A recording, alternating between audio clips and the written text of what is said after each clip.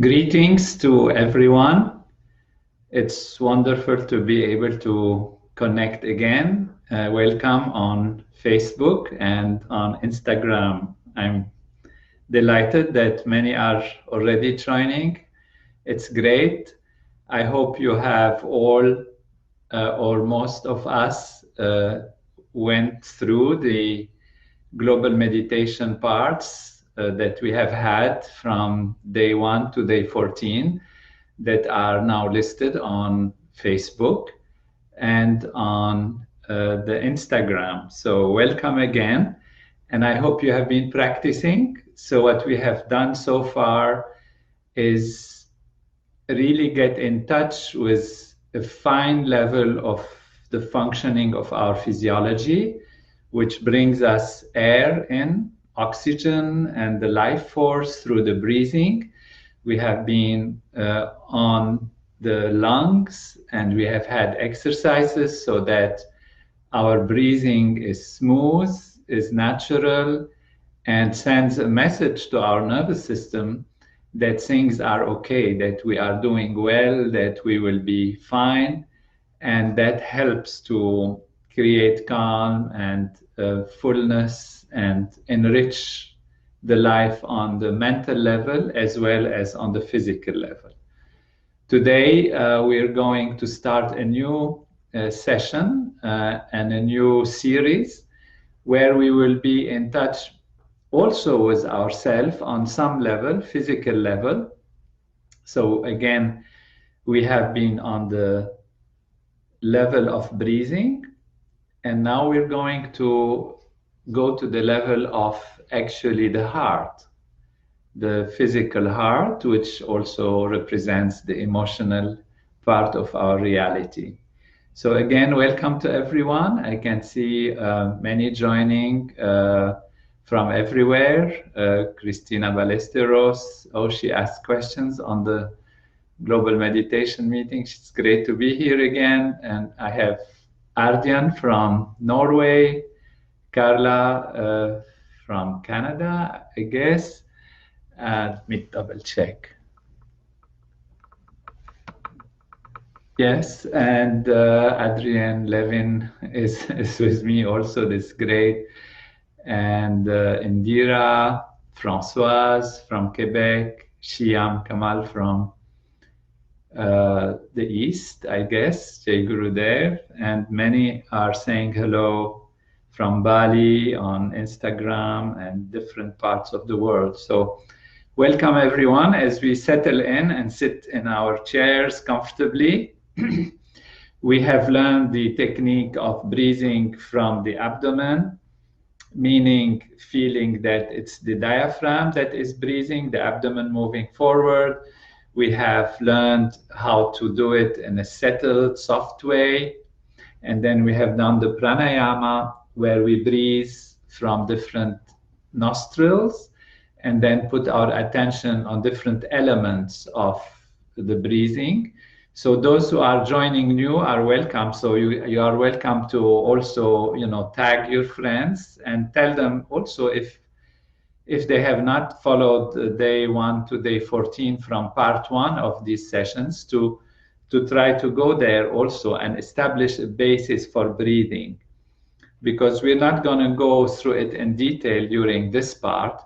This part, as we said, we're going to go to the heart value. The heart, of course, is a value of emotion, we can say, of feeling. People feel like this is the area where our feelings are centered. And, when we have emotions, our heartbeat goes fast. When we are afraid also, it can change the distribution of the way it works. The blood pressure can increase because the vessels, the arteries change, and it's all actually happening through the nervous system, which guides the physiology towards preparation for different activities. And so the heart, of course, is very central. It is the heart that takes the full value of the life force, which we take through the lungs, and distributes it to all aspects of the physiology. So the heart, of course, is a very central role in really making sure the physiology is balanced. You know that the physiology is so delicately balanced that even the intention, for example, there are studies that have shown that if you have the intention to run, just before you start running, like athletes, they have studied this, when they are ready to run, what happens is that the blood flow that usually goes distributed to the different parts of the physiology, to the digestive system, to the different organs, and also, of course, to the brain and the muscles, it shifts its balance. It shifts its balance means when you're ready to run, even before you run, there is a message that goes from the nervous system to different parts of the body and shifts the distribution of the blood from the digestive area to the muscles. Why? Because you want to create an activity in the muscles, and therefore the nervous system prepares the body to create this activity, to do this activity. And what it means is the muscles now need nourishment, need strength, need oxygen. And so even before you start running or before the athletes start doing their activity, the nervous system distributes the blood differently. It's not the time to digest food. It's the time to run, and therefore the blood goes to the muscles of the body. So this tells us the delicate balance between mind and body, because the intention, just the intention of running, creates a physical change. And so what about situations where one is in fear, when one is in unhappy, or one is in love, or like that? Also the physiology responds, and the heart responds through the mind, through the intellect, through the nervous system. So this is really a very important aspect to realize, again, the mind-body connection. Now, in transcendental meditation, of course, when we close the eyes and transcend, we don't worry about the heart, the muscles, the body, the speed of breathing, the quality of breathing, or any sound or anything, because we go through the mind, and the mind, when it transcends, it goes back to its most peaceful, natural functioning. This is what happens in transcendental meditation. And in these states, the whole physiology, the mind, the body are integrated naturally. And so those who practice transcendental meditation know that, but those who are joining us and don't do it, I'm sure they will do it soon as the possibility comes. This is all just to tell us the importance between mind and body. Now, how can we be in touch with our heart, with our breathing? We have seen, with our breathing, we have seen we can, feel the sound, feel the touch, feel the heat, feel the taste, even the wetness, and even the smell. And we can go from right to left. That balances right brain, left brain activity, and gives us this calm. And we should continue to do that. So what is the method, the axis of the heart, the access to the heart? Which way we get access to the heart? We get access to the heart usually, as doctors would access through a stethoscope, which means they listen to the heartbeat, or through some more complex echogram or imaging methods. But we usually also get access in a very interesting way through the pulse. The pulse. The pulse is when we press on our arteries that go out. Sometimes we take the pulse here, sometimes we take it in different parts of the body to check if the blood flow is correct and if the body is receiving blood properly. But in the ancient systems of yoga and Veda, and particularly Ayurveda, which is one branch of the Veda, that is the knowledge from which yoga comes, there is the Ayurveda. Ayurveda means the science of life, science of longevity. There is a science of pulse, and the pulse is not just measured to get an idea of whether the heart is beating or not, but it actually has very sophisticated analysis of the quality of the pulse, which gives many, many indications about the physiology. And Maharishi Mahesh Yogi, who brought this knowledge to the West in a big way and made it very, very popular and brought all the knowledge of Ayurveda, has really indicated the importance of one feeling one's own pulse, because one is then become in touch. We become in touch with one quality of ourself, which is our physical reality. It's not the entire self. We are unbounded, pure consciousness.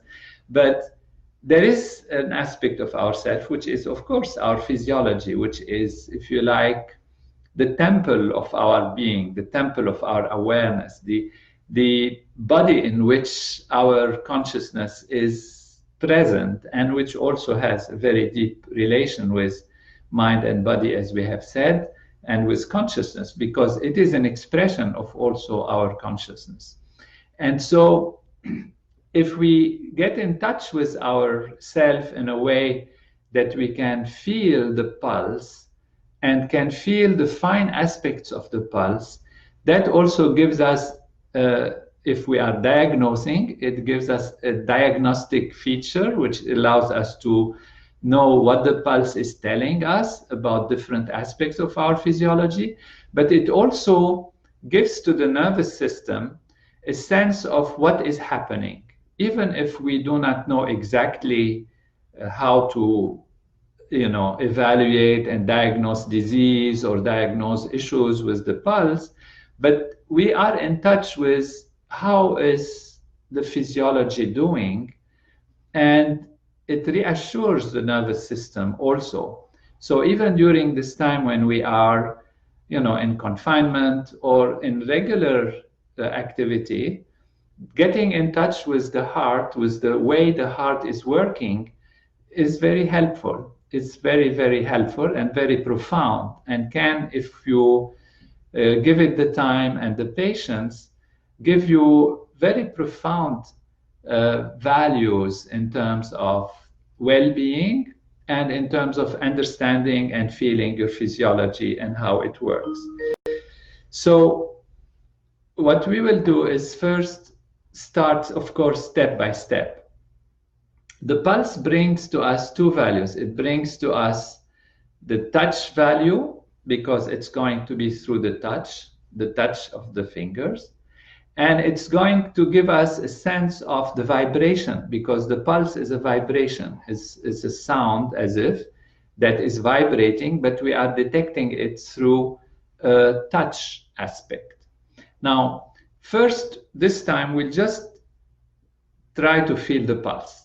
And then we will later understand the very fine details of what it tells us. It tells us about structure, about movement, about the dynamics. It can tell us about metabolism. It can tell us many beautiful things about our physiology.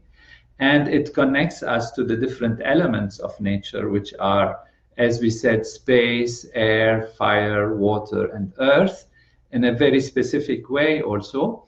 And the elements that we will discuss in terms of Ayurveda, which are, one is the value of movement. We call it Vata. The second is the value of metabolism and change and transformation, which we call Pitta. And then the third is the aspect of structure, the solidity of the structure, the strength of the structure that we have. So we will see how the pulse can tell us all of this. But for now, what we want is first at least feel the pulse and feel it properly in the proper place. So that will be our first exercise for today's session. And even when we go home, we will continue to do that. And we have to know where first to feel the pulse. We feel the pulse on what is called the radial artery. The radial artery, there is an artery An artery is a tube that takes the blood to the periphery of the body, which means from the heart, it moves towards the periphery. Towards means the organs, towards the hands, towards the legs, the feet, and all of that, the brain. So from the heart outside is what we call artery. From outside back to the heart, because of course the blood has to circulate, is what we call veins. So of course for this is elementary biology, but it's okay to remember, it's fine. So an artery means it's a tube, a small fine tube that had usually oxygenated blood, because we have oxygenated it through the breathing, and it comes with the oxygen to nourish the body. So the artery is that tube that carries red blood, we can say, and it moves through the different parts of the body from the heart towards the periphery. The artery on which we are going to feel the pulse is called the radial artery. The radial artery, if you take, let's say, your hand, any hand, right hand or left hand, but let's take the right hand, and you go to the thumb and you go down, all the way down, you will feel a notch here. There is a small notch, and then another protuberance, which is something going out. That is the radial bone. There is a bone in the arm that holds the arm, and it finishes here. It makes a joint at this level, and you have first to feel the bone. So you go down with your finger all the way down till the end of the palm of the hand. There is some kind of notch, and if you continue, there is a protuberance, something like going out. So you feel that. So everybody can feel that. Let me know if you're feeling. And then below it, on the inside of the arm, is where we're going to put our fingers. And we'll use 3 fingers. So those 3 fingers that are the index, the middle finger, and the ring finger, we're going to put just below the notch, below that protuberance. So go ahead and try it. Yes, I can see many are feeling it. Very good. I can see on Instagram and on, let me know, on Gosia, do you feel it? Evelyn? Okay, let's do that. Very good. I can see many yeses coming. So we feel that notch. And then below the notch, we put the 3 fingers and we press. We press. What we are doing is pressing on the radial artery against the structures of the arm. Could be the bone or could be below, but we're just pressing there. Okay, and now see if you feel the pulse. Okay, very good. It seems most are already there. That's wonderful. Okay, great. Now, how to do it on our hand? So it fits your right hand. Let's say you put your right hand on your chest and you put your left hand with your 3 fingers on top of it at the position where the notch is. So you feel the notch, and then below it, you put your 3 fingers and you press. So this gives you this position, okay? This position. These 3 fingers, you can see. I try to show on both cameras, on Instagram and on Facebook. Okay, you see that? So this is the notch here, and just below the notch, abutting on it, right next to it, is my index finger, then my middle finger, and then my ring finger. And we press with the 3 fingers. Just what you have to do now is press and feel the pulse. whatever. Don't try to analyze it. Of course, if you know something, then you can. If you have already taken a pulse diagnosis course, then just feel it. Inge says she's feeling it. Françoise also. Kayla also wonderful. Teresa, Jody, great. Yes, Simona, wonderful.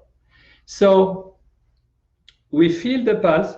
It might be felt with the first finger, second finger, third finger.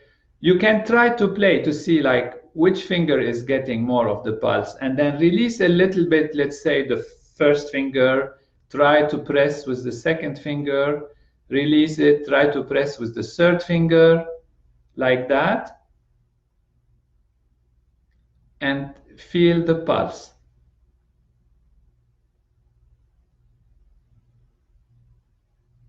So press a little more, a little less, see how it becomes softer, how it becomes deeper, stronger, with the three fingers. Of course, there is a lot to know. Great. I see all the yeses coming. Francesca, Casey, Nizar, Carrie. Great. You're all doing great. Okay. Wonderful. So, our exercise will be until the next session, just to feel the pulse the way we've just done it. You know, our senses get more and more refined if we give our attention to them. When I was at medical school, you know, they taught us how to listen to the heartbeat. First, you put the stethoscope, which is the instrument that allows you to listen to the heart, and you hear noises and sometimes something, you know. And then as you continue hearing and practicing, your sharpness of hearing improves, and then you start seeing not just the heartbeat, just boom, boom, boom, but there are actually more than one heartbeat. There are two, because this is, you know, the valves closing, the heart beating, and so there is something that is first and second, and the sound becomes more and more refined as you practice hearing. And then after a while, you know, the cardiologist can hear very, very fine aspects of sound. And they can hear 2, 3 sounds, even 4 sounds, and they can differentiate them. This one is for this valve, this one for that valve, this and that. So that fineness of hearing comes with practice. And the same with touch. So the first thing you want to do is train the touch to actually feel whatever quality you can detect. And if not, just that there is a pulse. There is a pulse. Is it fast? Is it slow? Is it strong? Is it on this finger, that finger, that finger? So for now, just do that at home a few times. After you do your pranayama, you can do that. Or you can start with that and then do your pranayama and meditation. Very good. So that is our first introduction to this first part, the part 2, or the second part of our global meditation, and you do it at home. So today is a special day, actually, in the Vedic calendar, in the tradition in India and the East, in Nepal. It's called Akshaya Tritiya. It's a day where people wish or plan for things all together and separately, individually, and together. And it's a day where when you wish something really strongly and you plan it, it will have support and it will be good and it will create fulfillment. So in tune with that, today we'll have a special few minutes when we close our eyes for our meditation. Before we start the meditation, we're going to, those who meditate and those who don't do transcendental meditation, doesn't matter. We are first going to do a wish, and the wish is a silent wish.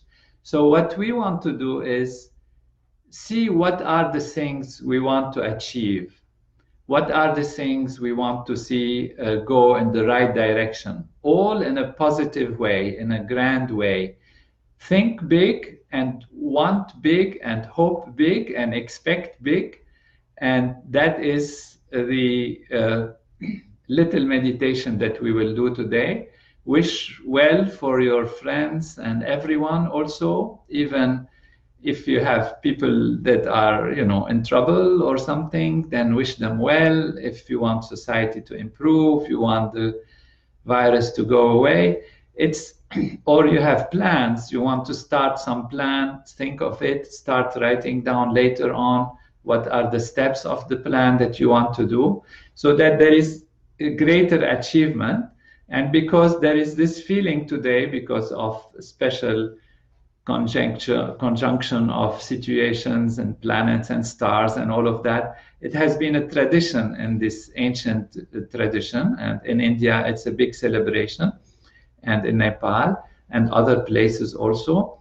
And this is being celebrated worldwide by different communities. Then we want to join, and so that our meditation will have also that character of thinking of good things, of wishing plans for our life and for others in the proper way. So we'll close the eyes, and then for a few minutes, have this wish, and then practice your meditation or your pranayama. And then we meet again tomorrow at 12 New York time. It's wonderful to have you all. It's great that you have joined, and we will start going through the pulse more. Even those who have done the pulse already and know it, it's beautiful that they can join us also, and then refine their understanding and their experience. So we'll close the eyes, make nice wishes and nice plans, plan something beautiful for yourself, for others, and then keep the eyes closed, and then do some meditation, and then we meet again in the next session tomorrow.